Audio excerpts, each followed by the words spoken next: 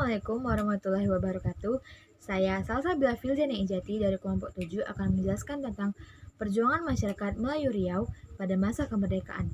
Sebelumnya, saya mengucapkan terima kasih kepada Ibu Profesor Dr. Hajah Hasna Faiza ARM selaku dosen pembimbing budaya Melayu Riau. Yang pertama, pengibaran awal bendera merah putih. Pernyataan kemerdekaan Republik Indonesia disambut antusias oleh masyarakat Melayu Riau. Tak hanya itu, pada September 1946, Sultan Syarif Qasim bahkan meninggalkan Siak untuk menyerahkan Siak kepada pangkuan NKRI. Selain itu, Sultan Syarif Qasim juga menyerahkan harta sebesar 13 juta gulden kepada NKRI. Atas pengabdiannya tersebut, Sultan Syarif Qasim diangkat sebagai pahlawan nasional. Syahdan adalah salah satu lambang penyambutan negara yang baru merdeka dengan melakukan pengibaran bendera. Syahdan pertama kali dilakukan di Rengat pada 18 Agustus 1945. Namun demikian, Belanda tetap berupaya menguasai NKRI dengan memboncengi sekutu. Atas kalian tersebut terjadi peristiwa bendera di Pekanbaru. Tak hanya itu, aktivitas penghadangan terhadap sekutu juga terjadi di Bengkalis dan Bagan Siapi-api. Yang kedua, agresi militer Belanda yang pertama.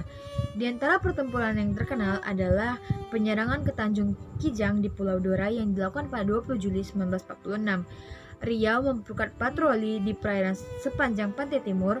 Hasil, pada saat agresi militer Belanda yang pertama, Riau tidak dapat dikuasai oleh Belanda. Yang ketiga, agresi militer Belanda yang kedua. PDRI berpusat di Bangkinang.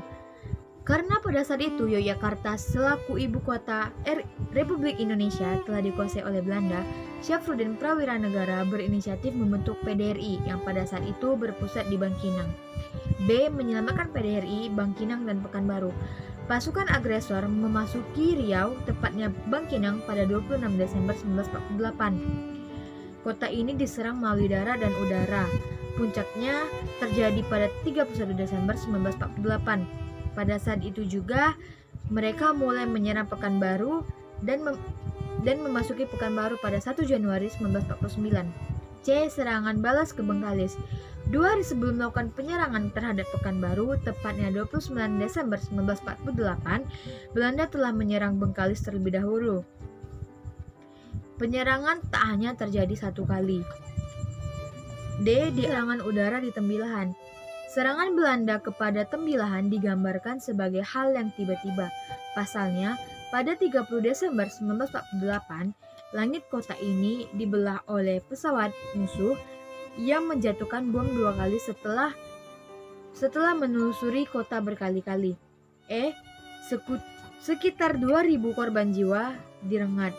Penyerangan besar-besaran Belanda terhadap Riau terjadi di Rengat dengan kekuatan lebih dari 1 kompi dengan bantuan 2 hingga 7 pesawat udara. Sungai Apit dan Siak. Pada 19 Desember 1948, berbagai peningkatan aktivitas Belanda di Kuala Sungai Siak sudah kelihatan. Pos di Tanjung Layang pun diserang dan puncaknya terjadi pada 29 Desember 1948.